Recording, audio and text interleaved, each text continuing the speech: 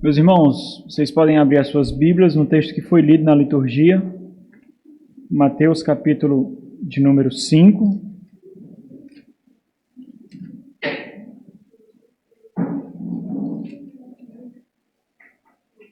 Mateus capítulo 5.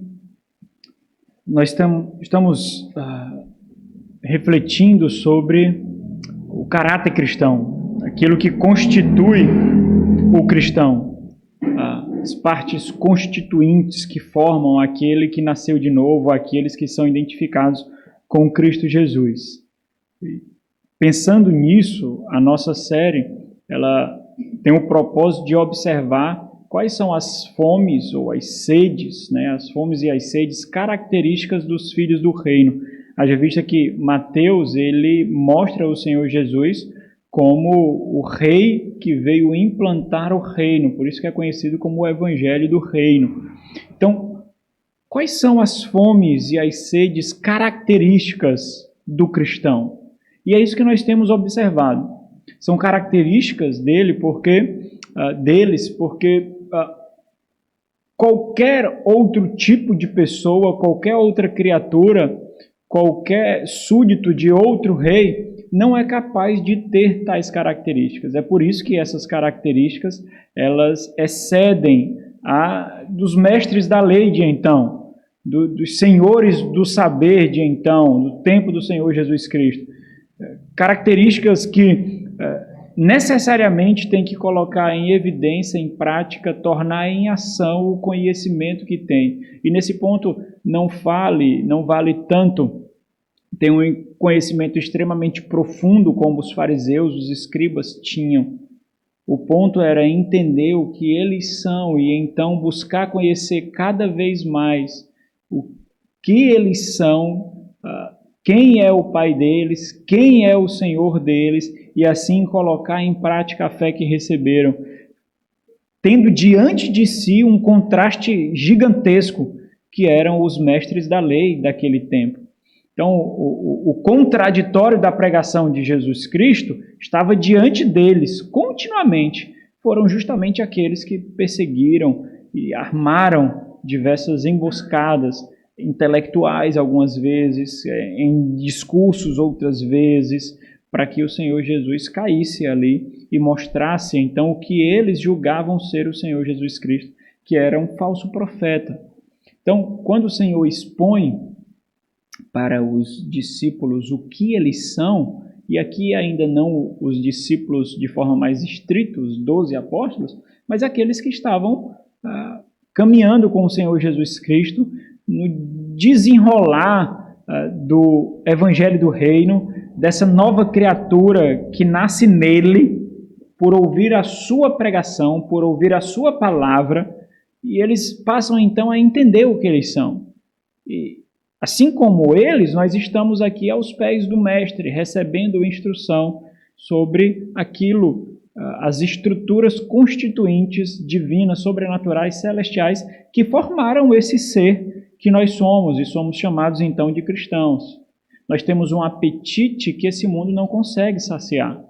Nós temos um apetite que não é o apetite desse mundo. Os alimentos que atraem o nosso paladar, que atraem a nossa atenção, que cresce diante dos nossos olhos, não são os alimentos que esse mundo busca e onde esse mundo encontra valor. Então nós estamos vendo essas características peculiares, particulares. Os ímpios eles podem tentar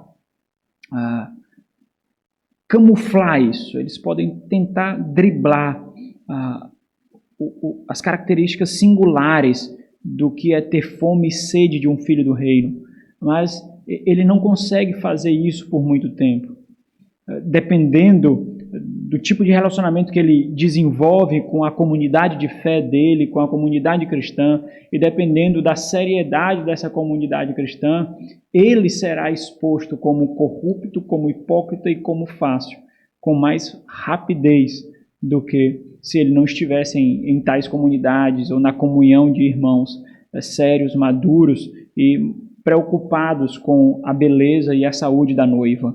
Então, os filhos do reino são como camaleões demoníacos, ou os filhos desse mundo caindo são como camaleões demoníacos que tentam de alguma forma camuflar as características singulares, exaltadas dos filhos do reino. Mas eles não conseguem fazer isso por muito tempo. Eles sentirão necessidades naturais da sua própria natureza caída de deixar tais características divinas que eles não conseguem viver, eles não sentem o sabor, eles não são nutridos, porque os seus corpos são maus, perversos, a sua alma é encharcada de malignidade e não do sangue do Cordeiro e não da atmosfera celestial. Então nós temos visto isso.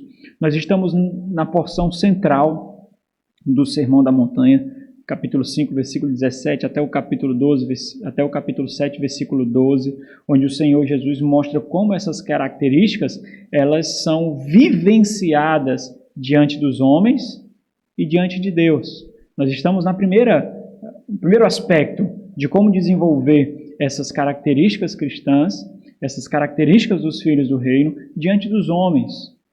Como nós excedemos, é o versículo 20 aí, porque vos digo que se a vossa justiça não exceder em muito a dos escribas e fariseus, jamais entrareis no reino dos céus.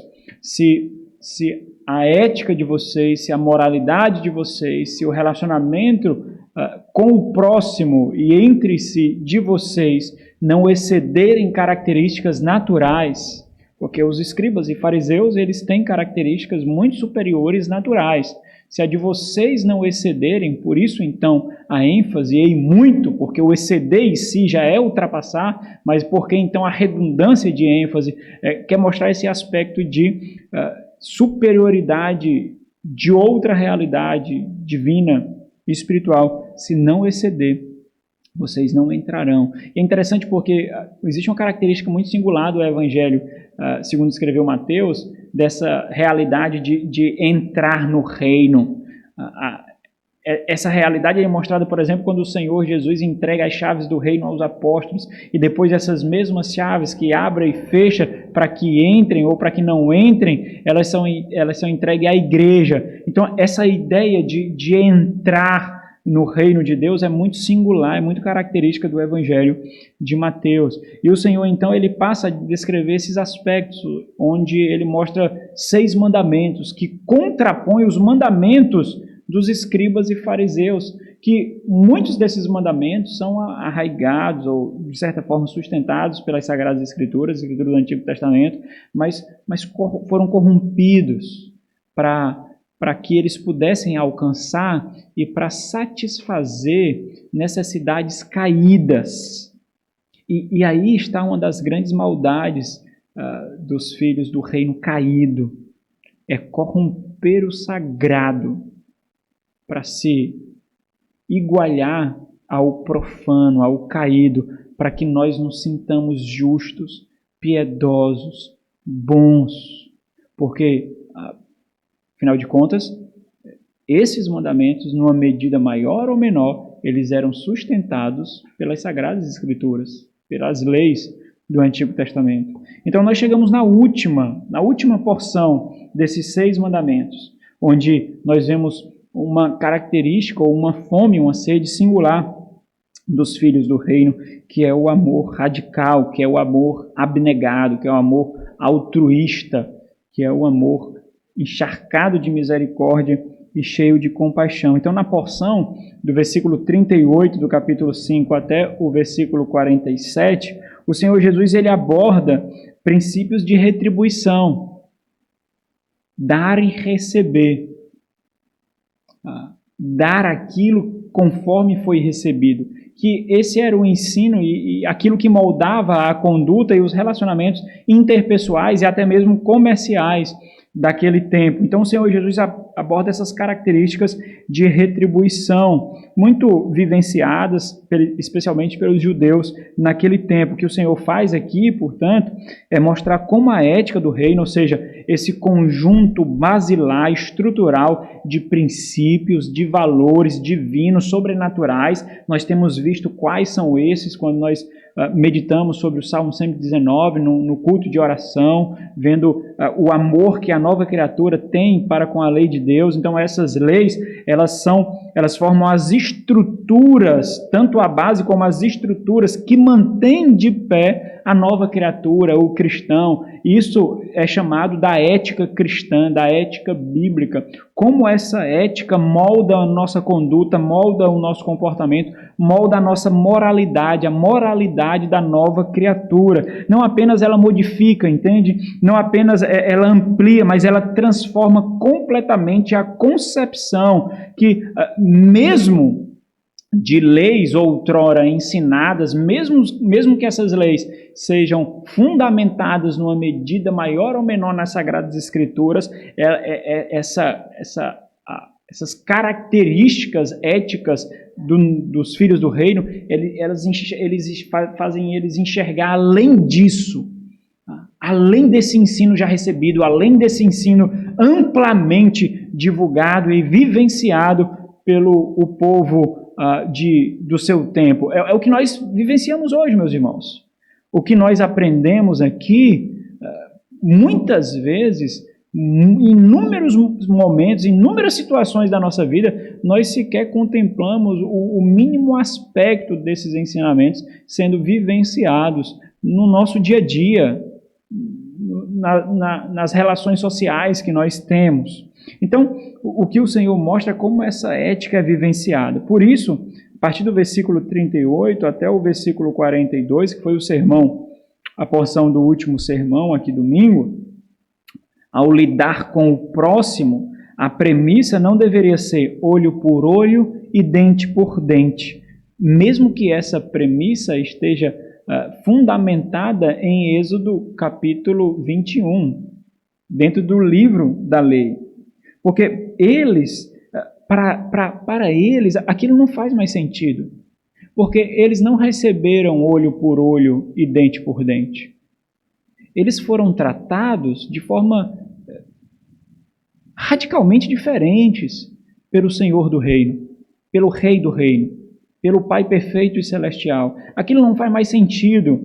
Quando eles escutam isso, não sei se você passou por essa experiência, mas assim que eu experimentei um novo nascimento, né, quando eu me converti e passei a caminhar nas estradas construídas pela lei de Deus, ouvindo das leis celestiais, sendo discipulado, sendo ensinado, era muito estranho ouvir alguém falar um palavrão perto de mim. Era muito estranho. Algo que fazia parte do meu linguajar, algo que saía naturalmente da minha boca, sem que me fizesse sentir mal em nenhuma medida. Agora, quando eu conversava com outras pessoas e ouvia eles falando palavras de baixo calão, palavrões, aquilo me agredia. Era como se o meu espírito tremesse e ficasse incomodado com isso, até o ponto de eu sair exortando e repelindo muito desses comportamentos dentro da minha família e entre os meus amigos, não é? Porque eu não aguentava ouvir. Então, quando eles escutam tais ensinos, olho por olho, dente por dente, é como se isso não encaixasse mais na sua mente. Não entra com tanta facilidade. É estranho isso. Eles não conseguem conceber essa realidade. Porque, junto com a nova vida, tudo se fez novo. Tudo. A forma como eles enxergam o mundo. Ou seja, eles deveriam mostrar, então, a resistência do amor do reino. O amor do reino, meus irmãos, é um amor, como o George leu aqui. Ele tudo suporta. É um amor resistente. É um amor firme. É um amor sobrenatural. Então, na relação com o próximo, nós temos que expor, nós temos que testificar, nós temos que vivenciar esse amor resistente. E deixa eu fazer um resumo, então, da última pregação, já que esses dois blocos estão conectados tematicamente. Por exemplo, o Senhor dá 2 exemplos aqui, 4 ilustrações para mostrar como esse amor deve ser resistente. Abre aí então no versículo 38, né? Quando o Senhor dá o primeiro exemplo, ele diz o seguinte, ó, não resistais ao perverso, ou seja, não leve a vida de vocês de forma tão frágil a ponto de qualquer coisa vocês enfrentarem aqueles que vos perseguem ou aqueles que causam algum tipo de prejuízo a vocês em tribunais. Isso é enfrentar. Não levem para as cortes. Será que vocês continuam tão frágeis como vocês eram? Será que vocês não conseguem suportar? E aí ele dá uma ilustração. Então ele diz, mas a qualquer que te ferir a face direita, e aqui não é simplesmente a dor física, mas é a dor da alma, que é o insulto. O Senhor está falando mais do insulto do que da dor física, apesar da terminologia que ele usa aqui, dá essa ideia de uma pancada muito forte, mas o ponto aqui é de insulto, é de ser batido na cara, é de ser insultado, é ser tratado de forma completamente inferior. Quando ele diz, mas a qualquer que te ferir a face direita, volta-te também a outra. Não é literal isso, meus irmãos. O que ele está dizendo é o seguinte, esteja disposto a suportar mais insultos. Esteja disposto, suporte mais insultos. Especialmente, e aqui a temática geral do Evangelho é importante, para o avanço do reino. Possivelmente, os primeiros leitores de Mateus aqui estavam padecendo perseguição, sofrendo perseguição. Por isso que ele fala tanto sobre perseguição aqui, e por isso que logo nas bem-aventuranças ele mostra uma das características que os fazia bem-aventurados, que era justamente o fato deles serem perseguidos, porque isso os igualava com os santos do Antigo Testamento, que também os profetas foram perseguidos. Ele dá outro exemplo, e nesse exemplo ele dá 3 ilustrações. Ele diz, a segunda ilustração, né? E ao que quer demandar contigo, ou seja, não é você agora que vai levar alguém ao tribunal, mas aquele que quer levar você ao tribunal. Aquele que quer demandar contigo, te levar a julgamento, né? E tirar-te, ou requerer como recompensa a túnica, deixa ali também a capa. Ou seja, era a vestimenta mais simples e mais necessária também, que até mesmo os pobres tinham, que era o único cobertor que eles tinham no frio. Dê também isso. O que ele está dizendo aqui? Esteja disposto a perder tudo para demonstrar a resistência do amor do reino. Esteja disposto a perder tudo se for necessário. Sabe por quê? Porque não, agora não é mais a seu respeito, não. Você não é o protagonista da sua história. Você não é a estrela da sua vida. Se para a luz de Cristo brilhar, se for necessário você passar frio e fome, você só pode dizer uma coisa: glorificado seja o teu nome, Senhor, por me achar digno de sofrer por tua causa. É isso que você deve ter. E não com melindres, e não com fragilidades. Nós nascemos de novo, meus irmãos. E a constituição que nos forma de tal forma que nós possamos resistir a principados e a potestades. Na terceira ilustração ele diz, se alguém te obrigar a andar 1 milha, vai com ele 2. O que é que ele está dizendo? Se gaste. Não descanse, canse. Se gaste. Não busque o seu descanso, não busque o seu conforto. Não é sobre você, entenda, não é. Canse, se desgaste, não se ache injustiçado por qualquer coisa. Vai com ele em dobro, trabalhe 2 vezes mais, se esforce 2 vezes mais. Se ele acha que isso vai te humilhar, se ele acha que isso vai expor a tua fraqueza, mostre quem você é, o quanto você é resistente, o quanto você é forte e como você entende que a soberania de Deus controla tudo que ele criou. E não é por acaso que você está passando por tais situações. Ilustração 4. Dá a quem te pede e não voltes as costas ao que deseja que lhe emprestes. O que ele está dizendo aqui? Ele está dizendo, mostre o quanto o amor do reino é generoso. Mostre que o amor do reino não é materialista, não é avarento, não é egoísta, não é consumista, porque isso não tem lugar no amor cristão. Mostre que se você for passar por algumas privações para ajudar aquele que precisa e assim mostrar o altruísmo do amor, faça isso. Mostre como a generosidade do Senhor é vista em vocês, assim como Ele não contou as bênçãos que derramou sobre vocês. É graça sem medida. Qual é o ponto aqui? Se gaste, morra, não viva sem exibir a extravagância e a radicalidade do amor do reino. Não faça isso. Não é sobre você, não é sobre a sua família, não é sobre o seu lar. Vai muito mais além. Seja extravagante, assim como o próprio Deus foi extravagante com você.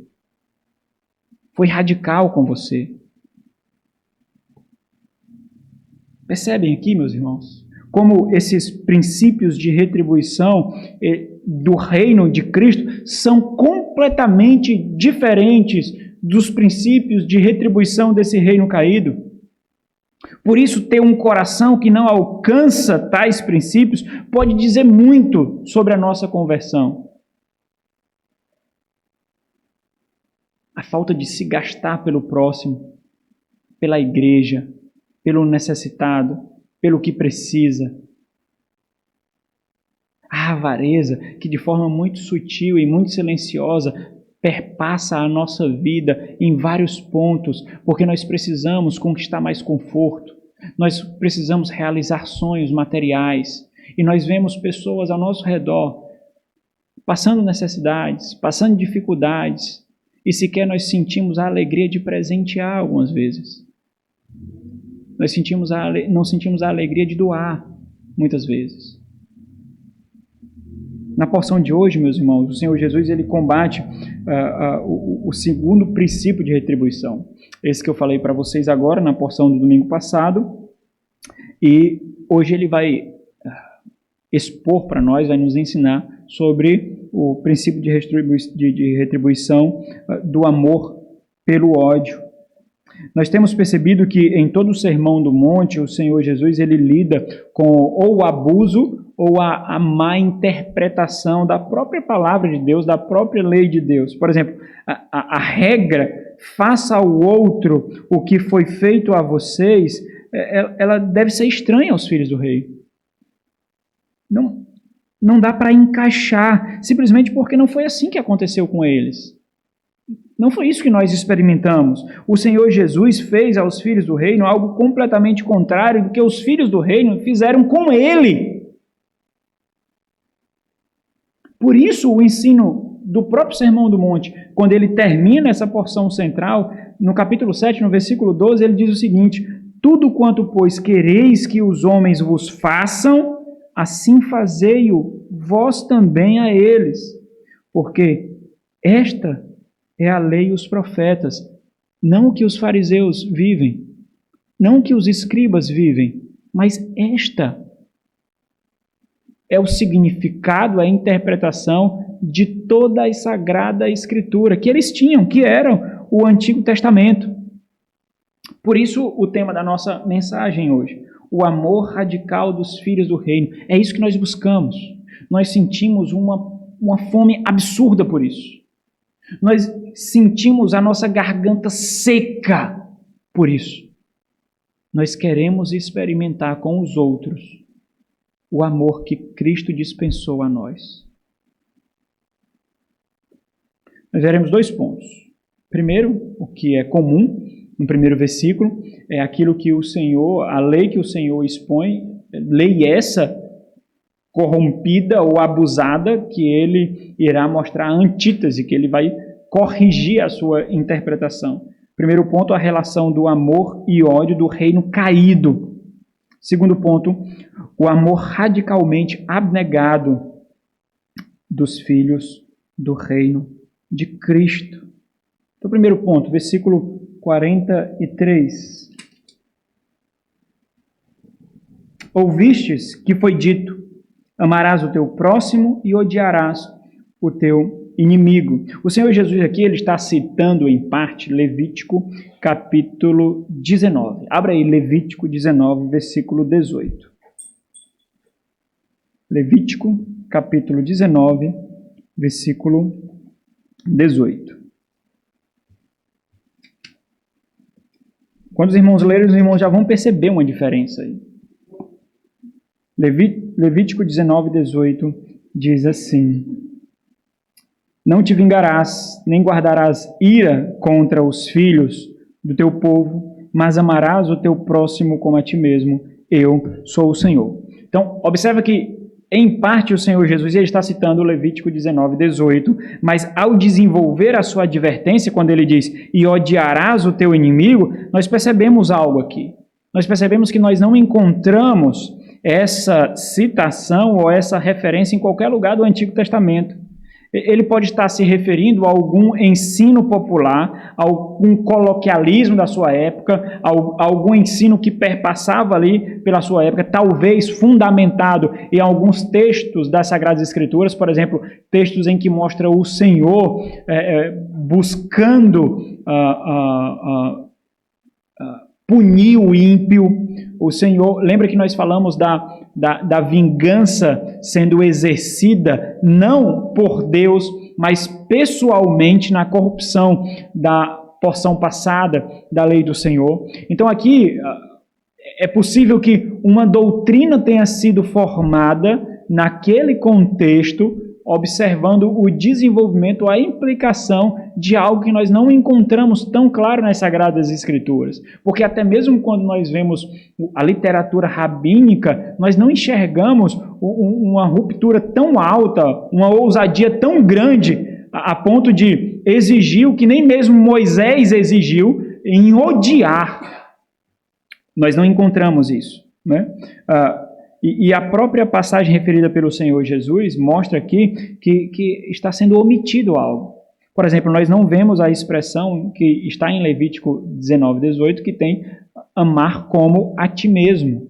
Nós não encontramos isso. Quando o texto ele continua, olhe Levítico 18, a partir do versículo 19, a partir do versículo 33, nós percebemos algumas ondulações desse mandamento de amor em Levítico. Levítico 19, 33 e 34 diz assim, se o estrangeiro peregrinar na vossa terra, ou seja, algo que vocês já fizeram, algo que vocês já experimentaram. A vida do povo de Deus na antiga aliança foi uma vida de peregrinação. Os patriarcas viveram as suas vidas em peregrinação. Eles peregrinaram quando saíram do cativeiro egípcio.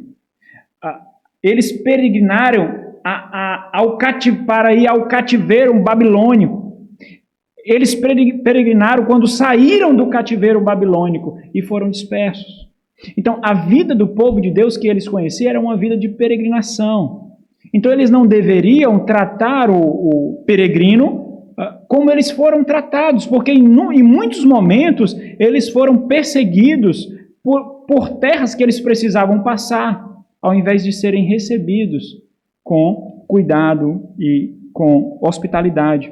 Se o estrangeiro peregrinar na vossa terra, não o oprimais, como o natural, ou seja, como o nativo, como vocês, como o natural, será entre vós o estrangeiro que peregrina convosco. Amá-lo-eis como a vós mesmos, pois estrangeiros fostes na terra do Egito. Eu sou o Senhor, vosso Deus.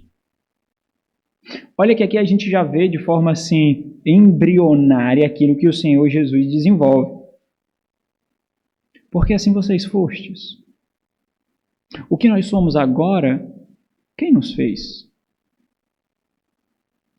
O grande problema da corrupção desse ensino, meus irmãos, pode ter nascido, por exemplo, de uma conclusão implícita, mas equivocada dos ensinos dos mestres ali. De que, quando Deus ordena amar ao próximo, então, implicitamente, o Senhor pode estar direcionando que nós podemos odiar os nossos inimigos, já que nós devemos amar o próximo. Os nossos inimigos podem ser odiados. Possivelmente pode ter se desenvolvido dessa reflexão implícita, mas não correta. Porque na própria lei do Antigo Testamento, nós nunca vemos Moisés ordenar o ódio, por exemplo.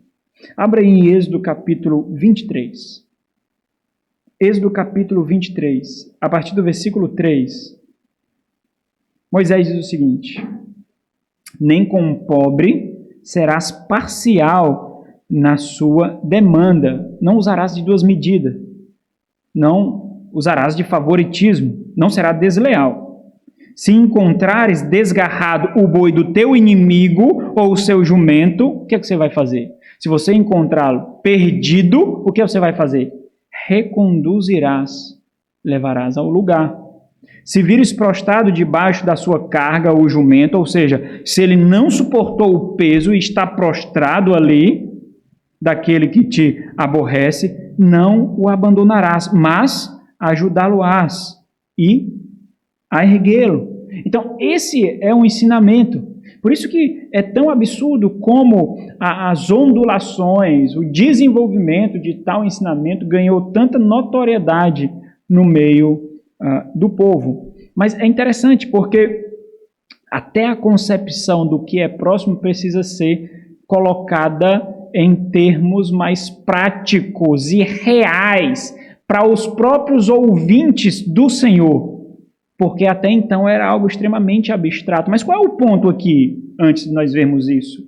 O repúdio do Senhor, que o Senhor Jesus expõe aqui, é a relação de amor e ódio de um reino caído. Isso não pertence mais a vocês. Entenda, o que o Senhor Jesus está fazendo aqui é dando mais um texto prova, um ensinamento prova, para nós averiguarmos o nosso novo nascimento ou não, a nossa fé ou não, quem nós somos. Porque o fato de seguir a Jesus no meio da multidão não o faz convertido, não faz nova criatura, não faz filho do reino. Existe uma relação natural de amor e ódio desse reino caído, do qual vocês foram arrancados, desarraigados. E vocês não podem experimentar tal coisa mais. Isso é abusivo no reino ao qual vocês pertencem. É abusivo, é estranho. Vocês lutarão, é verdade. Vocês lutarão contra a própria carne e contra principados e potestades, gritando contra o Senhor das trevas para não exercer isso. Vocês lutarão. É evidente que sim. Mas é isso que vocês devem fazer. Lutar para amar e não descansar no ódio. Não é isso que é esperado de vocês. Assim vocês excedem. Assim vocês ultrapassam a justiça daqueles que ensinaram vocês até aqui, até eu chegar, o Senhor diz. Onde o amor e o ódio servem aos propósitos corruptos e egoístas do nosso próprio coração. Era assim, não é mais. E por isso, ou para isso, encontrando servos de um reino caído ainda dentro de nós distorcemos e omitimos até mesmo aquilo que é sagrado, para que nós não nos sintamos sujos, para que nós nos sintamos justos, bons. Então o Senhor precisa ensiná-los sobre algo que eles já estavam experimentando. Você não precisa ensinar o seu filho que ele tem fome quando ele tem fome. Ele tem fome. Ele sabe que ele tem fome. Você não precisa ensiná-lo. Nós precisamos, então, ser instruídos para que nós possamos ver as implicações, os fundamentos, as consequências, o desenvolvimento de tais características. Mas não é aqui que essas características são dadas. Eles já têm. Porque eles foram feitos filhos de um reino que um dia virá completamente. Eles já têm. E nós chegamos, então, no ensino do Senhor. O amor radicalmente abnegado dos filhos do reino. A partir do versículo 44 até o versículo 47. O Senhor Jesus, ele faz aqui de forma bem breve, e eu vou fazer um grande panorama de outras passagens para vocês, para quando a gente chegar nessa, vocês já entenderem muito bem, né? Ele faz aqui, o Senhor Jesus, de forma muito breve, o que ele desenvolve em dois outros episódios de uma forma bem mais substancial. Por exemplo, abra em Mateus capítulo 22.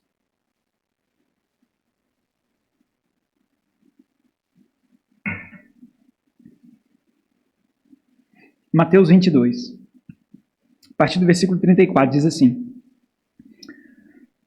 Entretanto, os fariseus, sabendo que ele fizera calar os saduceus, que eram o segundo maior grupo de autoridades da lei entre os judeus, sabendo que ele fizera calar os saduceus, reuniram-se em conselho, os fariseus, e um deles, eu achei extremamente emblemático fazer essa categorização do destaque de um deles. Não precisava dizer que ele era intérprete da lei. Não precisava.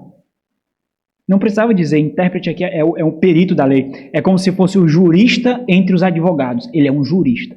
Ele é especialista nisso. Não precisava dizer, porque os próprios fariseus eram muito versados na lei, mas não precisava. Mas isso mostra a sagacidade e a ousadia. E um deles, intérprete da lei, experimentando, ou seja, levando à prova, levando à tentação, lhe perguntou a Jesus: Mestre, olha aí, mestre, qual é o grande mandamento na lei? Respondeu-lhe Jesus: Amarás o Senhor amarás o Senhor teu Deus de todo o teu coração, de toda a tua alma e de todo o teu entendimento. Ele está citando o que aqui? Deuteronômio 6. Este é o grande e primeiro mandamento. O segundo, semelhante a este, ou seja, tão grande também, é: amarás o teu próximo como a ti mesmo. E aqui ele resume o quê? Levítico 19, 18. Mas ele faz da forma correta agora, né? Não como eles faziam, omitindo como a ti mesmo. Amarás o teu próximo como a ti mesmo. Desses dois mandamentos dependem, a ideia de depender aqui é para permanecer de pé. Dependem, se sustentam toda a lei e os profetas, ou seja, toda a escritura do Antigo Testamento. O resumo da escritura do Antigo Testamento, o escrito que vocês têm, o intérprete da lei, é esse: amar a Deus com todo o teu ser e amar o próximo como a ti mesmo.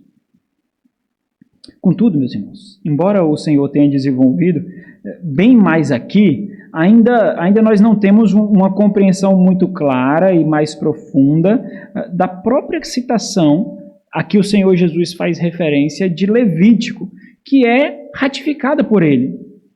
Ele cita também essa mesma escritura de Levítico 19, que nos manda, então, que nos faz enxergar a relação de amor que nós devemos ter com o próximo como uma ordem a ser vivenciada constantemente. Qual é o ponto aqui?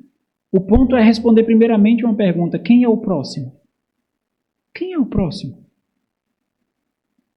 Essa é uma pergunta que foi extremamente significativa para os próprios judeus do tempo de Jesus. Quem é o próximo?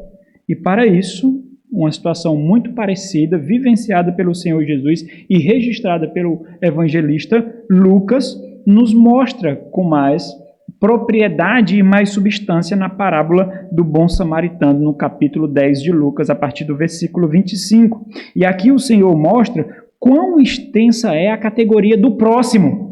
Não é tão simples quanto vocês pensam, diz o Senhor, e que serviria para nós que somos muito bairristas também. Não é tão curta ou estreita quanto nós pensamos. É bem mais ampla. Versículo 25 do capítulo 10 de Lucas diz assim: E eis que certo homem, intérprete da lei, perito na lei, se levantou com o intuito de pôr Jesus à prova e disse-lhe: Mestre, que farei para herdar a vida eterna? Então Jesus lhe perguntou: que está escrito na lei? Você é intérprete.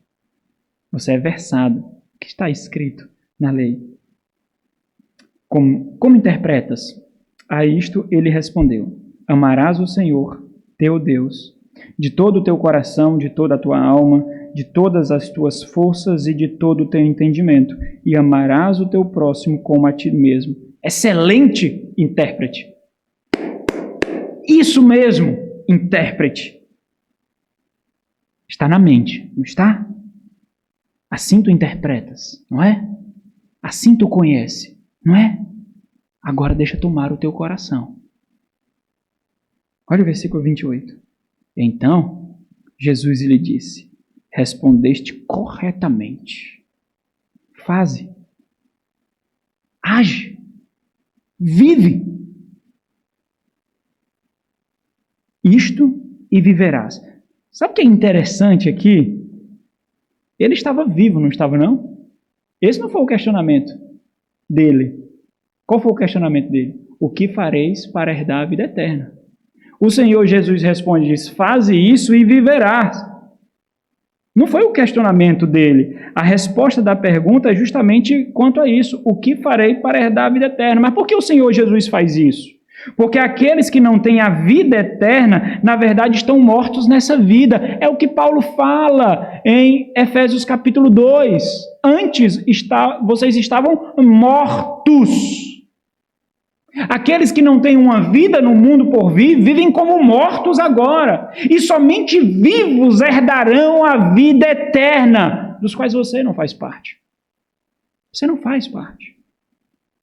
Primeiro vives aqui aquilo que você viverá eternamente no novos céus e nova terra. Aqui. Mas por que então o Senhor Jesus faz essa afirmação?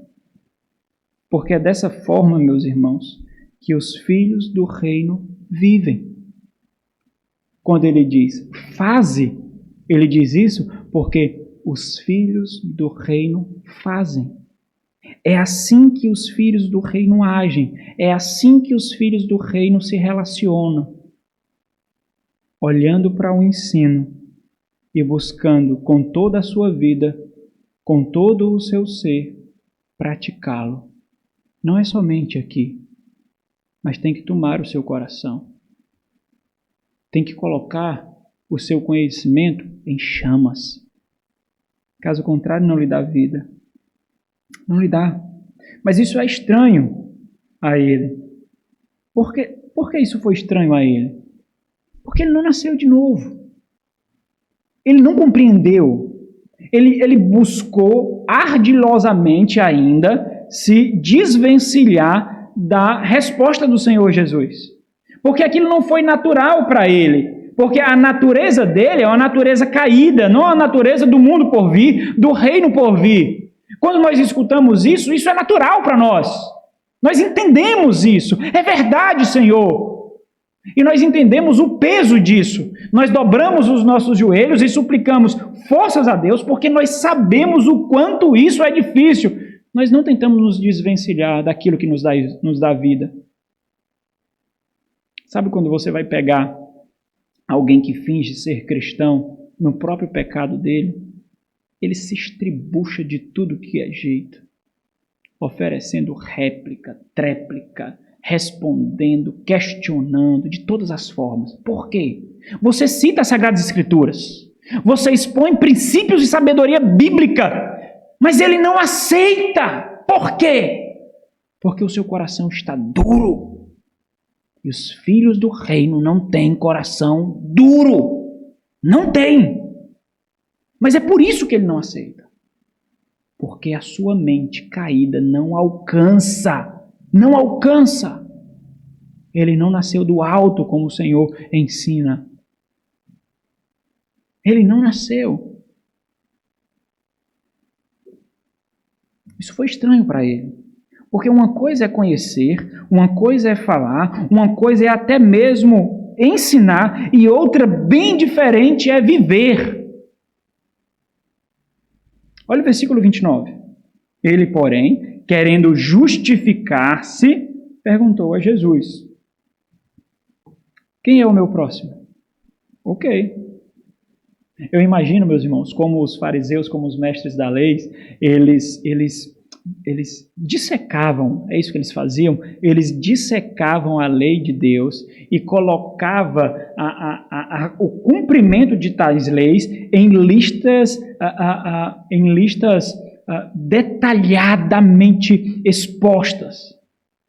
E é evidente que essa pergunta também apareceu numa dessas listas. Quem é o meu próximo? Existem discussões sobre isso. Talvez não seja algo tão claro assim. O interessante aqui é que com essa perícia dele, né, com essa desenvoltura escriturística dele, era um jurista, era um perito na lei, o que é que ele busca? Ele busca algum tipo de sustentação, de apoio para essa afirmação dele. Por quê? Porque ele quer mostrar que é uma pessoa justa. Ele tem que defender aquilo que ele acha que ele é. E que existe toda uma gama de pessoas ao seu redor, porque ele tem uma reputação. Ele é um especialista da lei. Ele é justo. Ou seja, essa questão de próximo é algo relativo, não é algo definido, não. Nós precisamos definir. Então, o Senhor Jesus conta uma parábola para definir. Então, vamos ler a parábola. Versículo 30 diz assim: Jesus prosseguiu dizendo, certo homem descia de Jerusalém, portanto, a ideia que dá é de que esse homem é quem? É um judeu. Ele descia de Jerusalém, talvez descendo aí 16 quilômetros, né? Descia de Jerusalém para Jericó e veio a cair nas mãos de salteadores, os quais, depois de tudo lhe roubarem e lhe causarem muitos ferimentos, retiraram-se, deixando-o semi-morto. Ele ficou detonado, meus irmãos. Casualmente, descia um sacerdote, um patrício dele. Descia um sacerdote por aquele mesmo caminho e vendo, passou de largo, passou bem longe. Semelhantemente, um levita,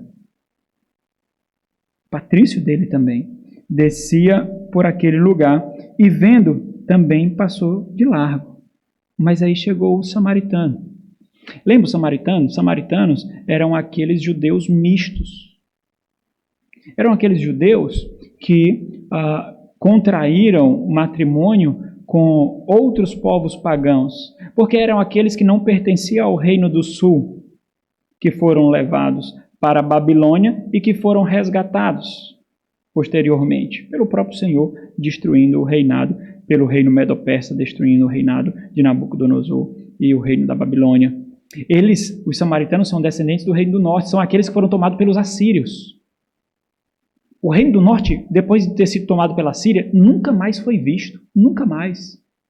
E uma característica dos assírios era misturar as culturas, para que eles enfraquecessem. E eles fizeram assim com os judeus conquistados. E os judeus contraíram matrimônio, relacionamento com povos pagãos e assimilaram as suas culturas e geraram filhos que não conheciam o Senhor.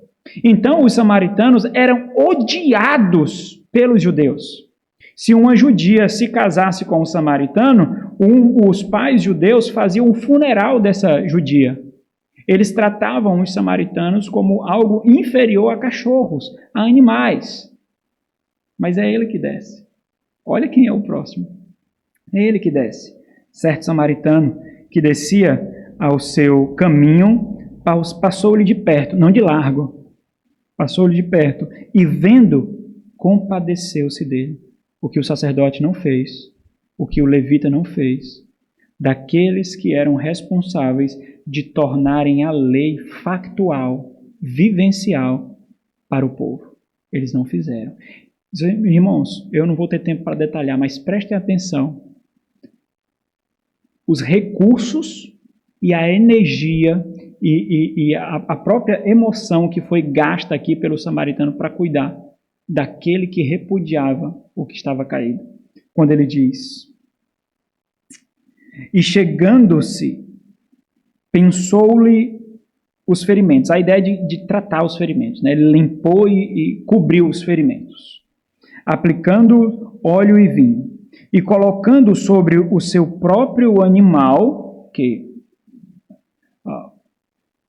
não era um aspecto de pureza para o judeu, ter qualquer tipo de relacionamento, especialmente contato com um samaritano, colocou no seu próprio animal, levou para uma hospedaria e tratou dele. Imagina aqui, meus irmãos, naquele tempo não tinha carro, não tinha trem, não tinha ônibus, as viagens eram extremamente longas e extremamente demoradas. Se você tinha um compromisso em outra cidade, você tinha que sair 2 dias antes, 3 dias antes, e tudo era feito em cima da hora por causa da demora e dos empecilhos que você ia encontrar durante a viagem. Ele parou tudo para cuidar do caído. Ok, no dia seguinte, tirou 2 denários. Meus irmãos, o estado de gravidade dele pode ser demonstrado pelo quanto ele gastou aqui. 2 denários era o equivalente de 2 meses de hospedaria ali. Tirou 2 denários e entregou ao hospedeiro, dizendo: cuida deste homem.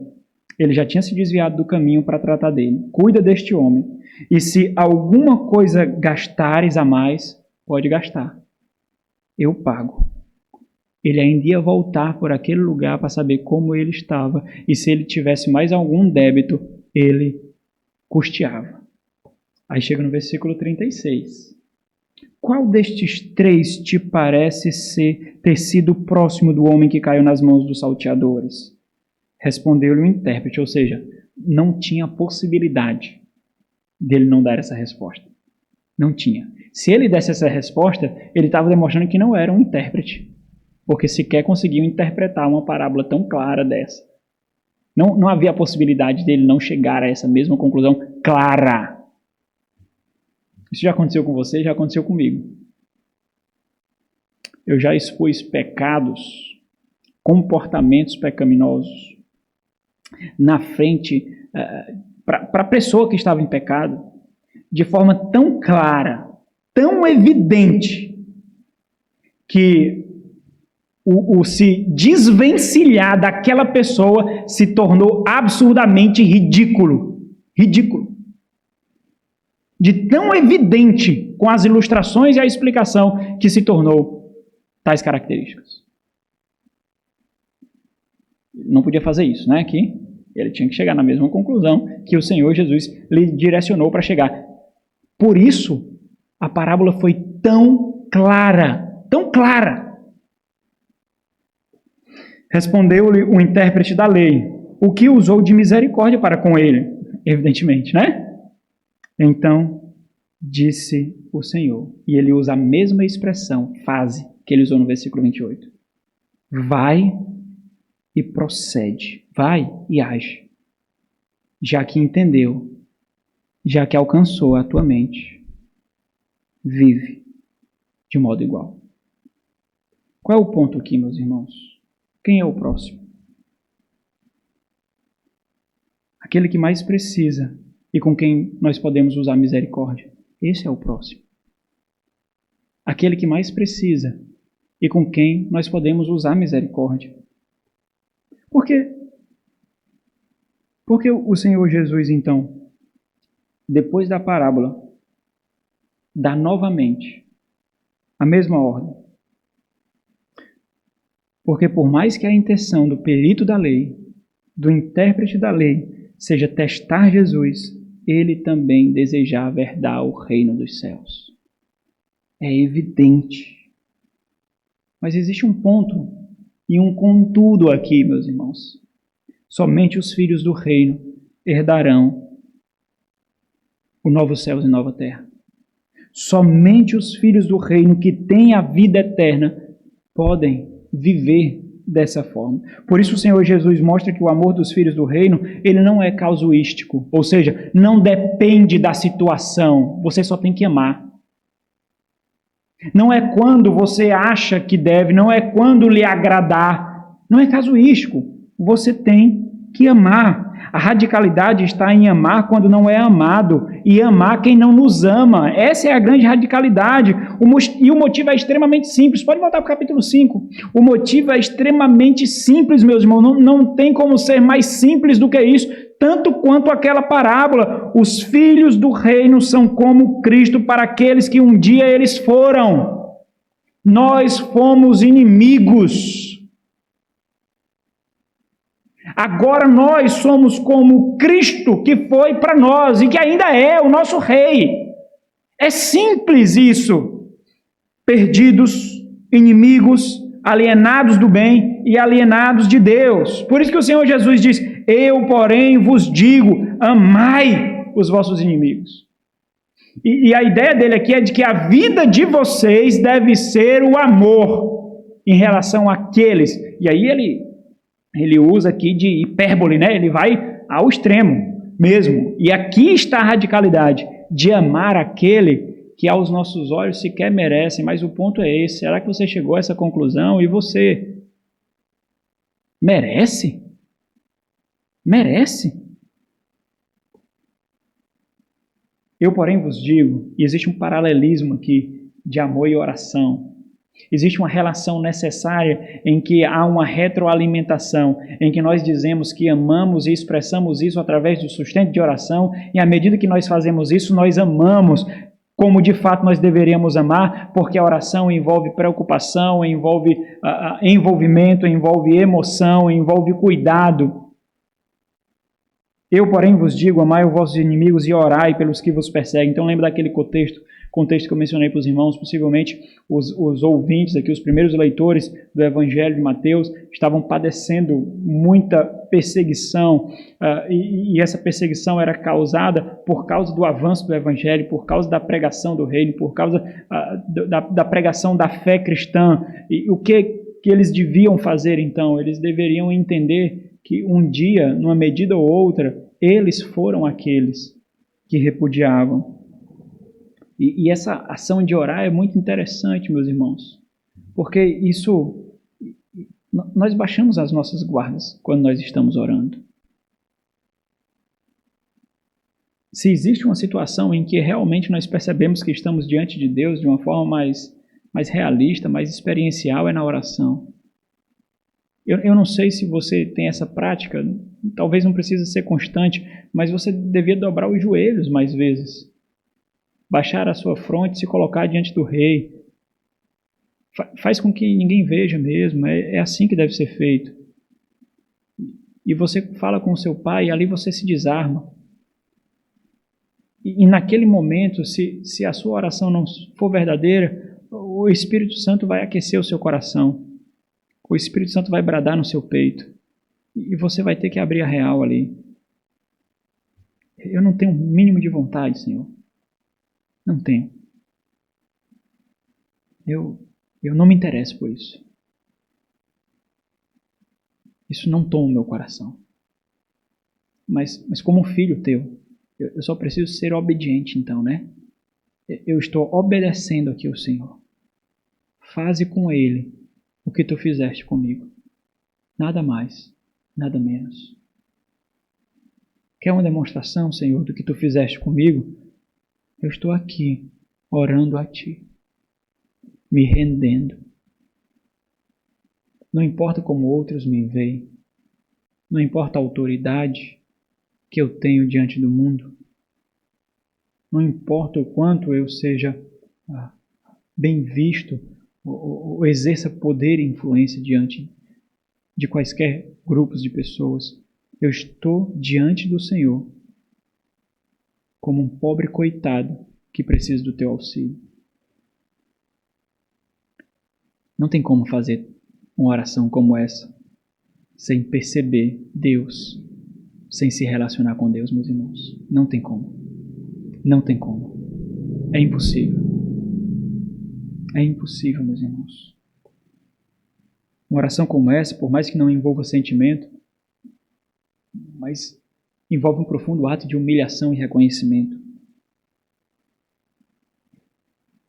O próprio Senhor Jesus, Ele orou quando estava cravado naquela cruz, vendo o seu sangue verter. Ele disse: Pai, perdoa-lhes. Eles não sabem o que fazem. Por quê? Porque eles ainda são cegos. Eles são mortos, Senhor. Eles não sabem o que fazem. Qual o propósito, então, da ordem do Senhor Jesus aqui? Evidenciar quem nós somos. Esse é o grande propósito. Mostrem quem vocês são. Amem, porque nesse mundo ninguém ama. Não há amor no mundo. Mostrem quem vocês são. É o que ele diz continuando o versículo, no versículo 45 ele diz, para que vos torneis, e aqui precisa entender que não é uma relação de causa e efeito, até porque amar e orar é uma característica da nova criatura, então não é que uma pessoa que não é nascida de novo vai amar e vai orar e vai se tornar filho do reino. Não existe essa relação de causa e efeito aqui. A ideia, e existem outras versões que colocam isso de forma mais clara, a ideia aqui é de indicar algo feito apenas por aqueles que são nascidos de novo. Mas a ideia é de indique o que vocês são. Manifestem, demonstram, até mesmo pelo que ele tratou anteriormente. Amar e orar é uma característica que ele mesmo cita que excede a dos escribas e fariseus. Então essa é uma característica necessariamente experienciada pelos filhos do rei, não é? Então o termo aqui ele confunde um pouco, certo? Quando ele diz, para que vos torneis filhos do vosso Pai Celeste. E é interessante porque no próprio versículo 48 ele vai dizer que nós devemos ser perfeitos como quem é? O vosso Pai Celeste. Então Jesus oferece um exemplo do amor do Pai aos ímpios. Olha como é interessante. Porque os ímpios também experimentam algumas medidas, o amor do Pai. Isso desde Calvino até os dias de hoje é chamado de graça comum. É a graça que incondicionalmente sustenta a terra. É o que ele diz, porque ele, o vosso Pai Celeste, faz nascer o seu sol sobre os maus e bons, e vir chuva sobre os justos e injustos. Ou seja, existe uma medida de amor dispensada aos ímpios. Por quê? Porque são criação de Deus, são imagem e semelhança do Senhor, embora esse amor seja diferente daqueles que são filhos. Porque por amá-los, os ímpios, eles não herdarão a vida eterna. Somente aqueles que são identificados com o Filho. A pergunta então é, quantas vezes, meus irmãos, o sol é colocado sobre maus e bons, justos e injustos? Quantas vezes a chuva cai sobre eles? Nós não devemos exercer esse amor uma vez, 2 vezes, 3 vezes. Existe uma constância necessária aqui. Assim também vocês devem amar. E aqui, pela força da necessidade, eu preciso fazer uma nota de ressalva. Eu iria fazer essa nota de ressalva, como eu fiz na pregação passada, só no final. Eu não vou fazer no final, mas pela força do versículo aqui, eu preciso fazer uma nota de ressalva. O amor de Deus não é amoral. Não é. O amor de Deus não é sem nenhum aspecto de moralidade. Nós precisamos entender isso. O amor de Deus não é amoral e nem sem distinção. Deus não ama os ímpios como ama os seus filhos. Isso precisa ficar muito claro. O amor não deve ser exercido diante do no mar de imoralidade. Isso precisa ficar muito claro. Nós devemos amar como o Senhor ama. Nós não conseguimos ir além disso. E nós não devemos ser espiritualistas e pietistas querendo demonstrar um tipo de amor que é impossível de ser demonstrado, porque não existe. Nós não devemos, por exemplo, fazer com que muitos, tidos como espiritualistas, nós vemos isso em muitas redes sociais, colocando que nós devemos orar por aqueles que abertamente escarnecem o Evangelho e o Senhor Jesus Cristo. Não. A oração que nós devemos ter por eles é outra oração. São as orações imprecatórias que nós encontramos, tanto as almas debaixo do altar do Senhor em Apocalipse, como as orações dos santos do Antigo Testamento faziam contra os seus inimigos, que abertamente se colocam como deuses e repudiam completamente a obra do próprio Senhor soberano de toda a criação. Nós não devemos orar para que Hitler esteja salvo. Nós não devemos orar para aqueles que abertamente são grotescos enquanto seus ensinos e deturpam absurdamente, cabalmente, explicitamente o Evangelho do Senhor. É evidente que não. É evidente que não. Existe uma moralidade e distinção no amor que o próprio Pai expressa. Nós temos que entender isso. O contexto que eu botei para os irmãos aqui, ele tem que ser muito claro. É o avanço do Rei. É o avanço do Evangelho. Se nós estamos sendo perseguidos por causa do Evangelho, aí é outra realidade. É evidente que nós devemos orar para que o Senhor faça conosco, com eles, o que o Senhor fez conosco. Porque antes nós éramos cegos. Mas nós não estamos nos referindo àqueles que abertamente escarnecem, contra os quais o próprio apóstolo Paulo diz que nós devemos ter uma ira santa. Então, nós devemos compreender isso muito bem. Um autor, certa vez, diz o seguinte, que nós devemos retornar o bem, ele fez uma tríade de pensamento. Ele diz o seguinte: retornar o bem com o mal é diabólico. Retornar o bem com o bem é mundano, porque você dá aquilo que recebe. Mas retornar o mal com o bem é divino. É isso que é requerido de nós, nesse contexto que o Senhor coloca aqui em relação ao nosso amor. E a radicalidade do ensino do Senhor é tão evidente, meus irmãos, aqui, ao ponto de nós vermos uma explicação mais desenvolvida do próprio Senhor Jesus. Ela é feita de forma de questionamento para levar os próprios discípulos de Jesus a terem as suas próprias conclusões. Assim, a semelhança, por exemplo, do que o Senhor Jesus fez com o intérprete da lei lá na parábola do bom samaritano. Olha o versículo 46, ele começa essa série de questionamentos. Ele diz: porque se amardes os que vos amam, que recompensa tendes? Ou seja, a recompensa aqui é a ideia de mérito. Que mérito vocês têm? Qual é a diferença, então, daqueles que não nasceram de novo? Se vocês amarem somente o que vos ama. Que recompensa tendes? Por quê? Porque isso é comum. Isso é natural, não precisa nascer de novo para isso. Não precisa ser filho do rei para fazer isso. Aí ele diz justamente isso, ó, não fazem os publicanos também o mesmo? Quem eram os publicanos? Eram aqueles repudiados pela comunidade judaica.